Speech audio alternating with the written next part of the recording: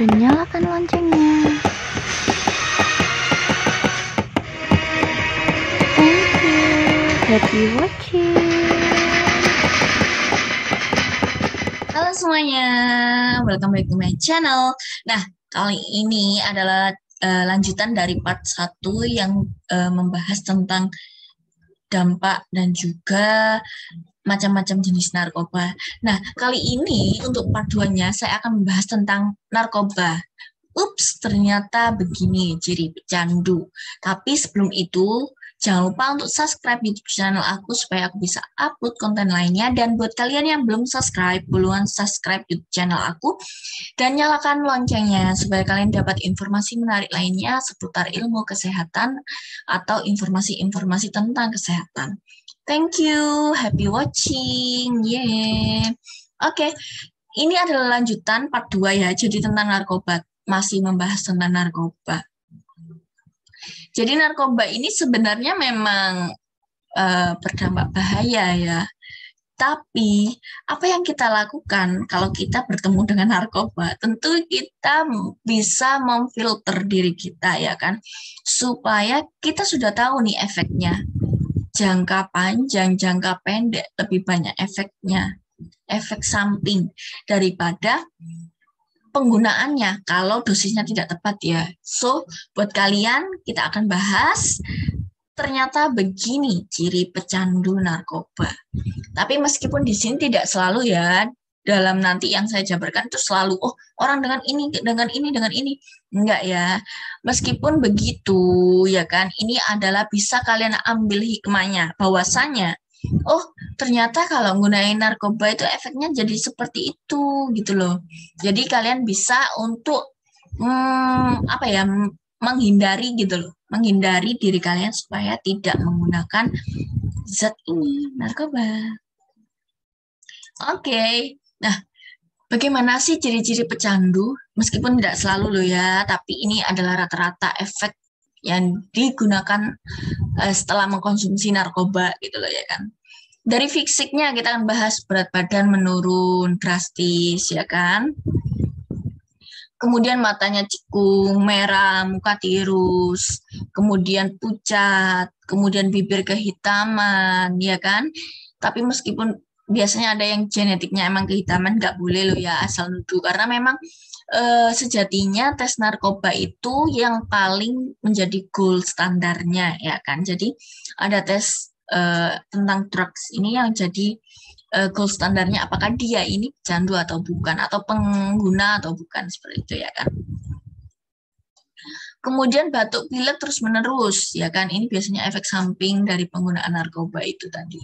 Kemudian air mata keluar berlebihan, kemudian sakit kepala, keringat berlebihan, kemudian tanda berbintik merah seperti bekas gigitan nyamuk. Ini kalau biasanya penggunanya suntik ya.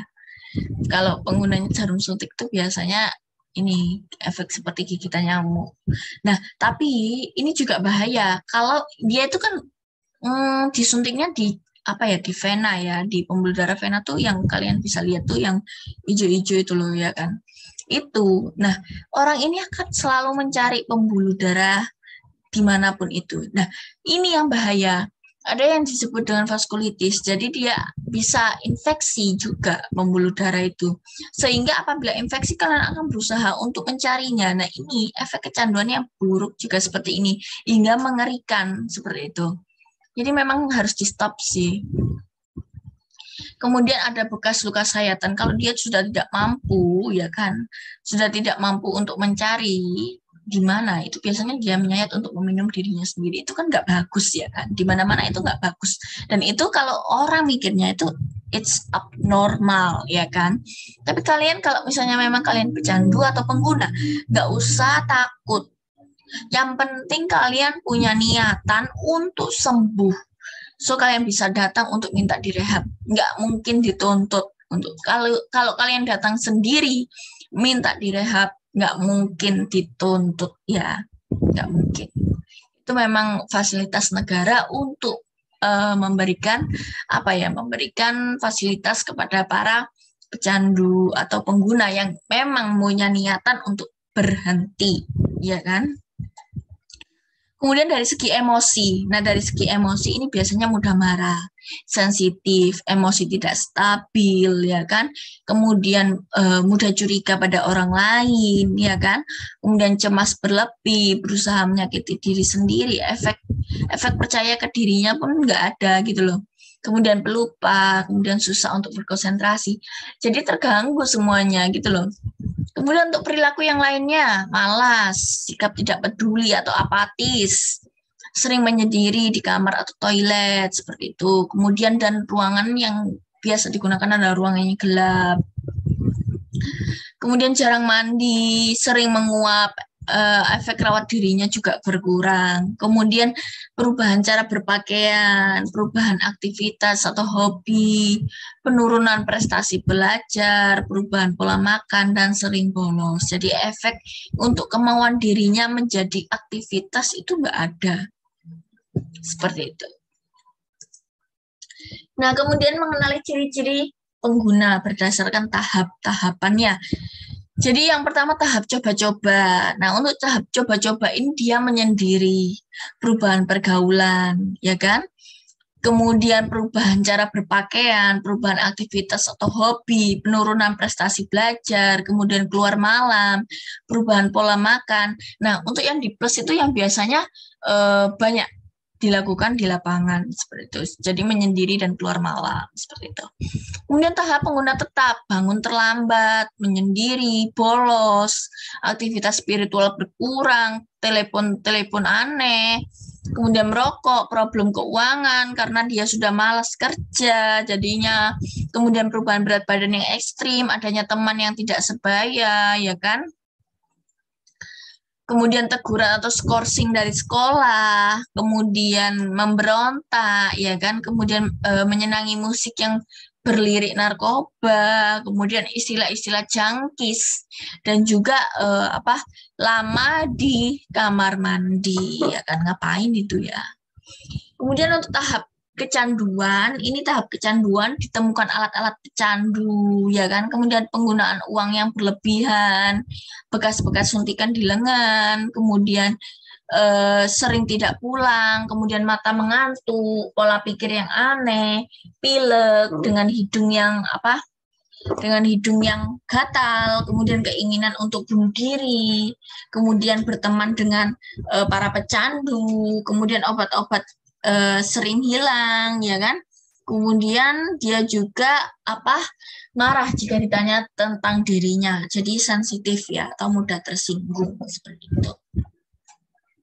Nah, sebenarnya ini adalah ciri-ciri pecandu, tapi memang nggak selalu loh ya. Pokoknya nggak selalu. Kadang dia terlihat memang baik-baik saja, tapi dalam deep inside itu dia itu it's not okay gitu loh, not okay, not in okay condition. Jadi memang efek samping narkoba itu lebih dahsyat dibanding efek yang kalian harapkan gitu loh kan.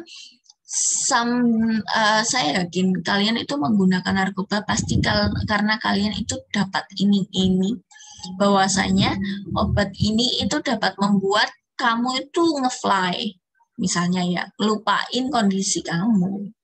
Kemudian kamu ngelupain depresi, ngelupain penderitaan kamu. Tentu kalau obat ini dikonsumsi atas informasi, atas ilmu yang tepat, atas indikasi, atas dosis yang tepat. Tapi kalau semua itu nggak kalian gunain dengan sesuai alurnya, harus lewat dokter, harus pengguna obatnya bagaimana diminum dosisnya tepat waktu, tepat ukuran, enggak kalian lakukan, maka ya efek sampingnya lebih dahsyat dibanding yang kalian harapkan, kayak gitu. Dan kalau bisa memang ya, kalau bisa kita hindari, kenapa harus kita mempersusah diri, ya kan? Itu yang harus kita tanamkan sebenarnya. Apalagi ini tuh mungkin kalian yang menggunain, tapi keluarga kalian yang sedih. Karena memang penggunaannya itu efek sampingnya, kalian kan nggak mau kan membuat orang lain atau keluarga kalian sedih kayak gitu. So buat kalian yang memang merasa kayak aku pecandu nih kayak gitu ya kan, atau aku baik pengguna baru ataupun lama, kalian bisa kok minta rehab, bisa sekali. So buat kalian jangan pernah malu, enggak aku malu, nanti aku dijauhi masyarakat, enggak, nanti masyarakat nggak mau bergaul sama aku, itu underestimate kalian sendiri. Meskipun memang ya ada sih masyarakat yang kayak gitu, tapi kan itu bukan urusan dia gitu loh. Itu urusan kalian dan diri kalian.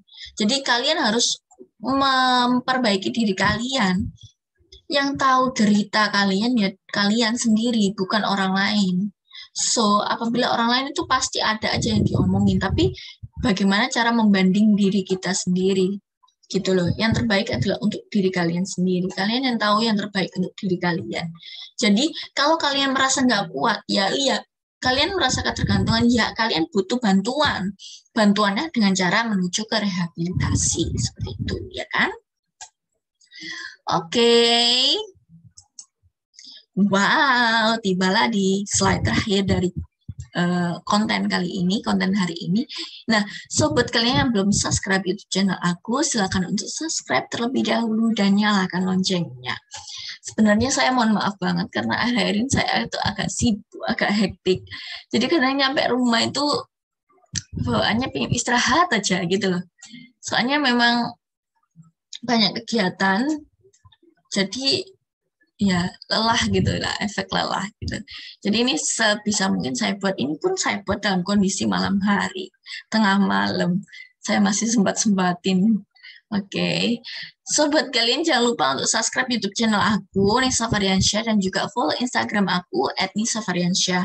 Dan buat kalian apabila mau konsultasi, bukan konsultasi ya, sharing lah ya, untuk seputar Q&A tentang topik kesehatan lainnya, silakan boleh kalian di kolom komentar ataupun DM ke Instagram saya. Banyak kok yang DM ke Instagram saya buat sekedar sharing kayak gitu.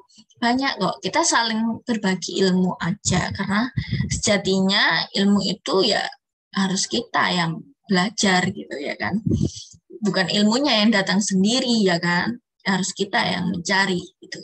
Dan mendapat ilmu pun bisa dari banyak hal ya kan, nggak harus dari membaca, dari sharing pun juga bisa, meskipun memang dari membaca adalah yang utama seperti itu.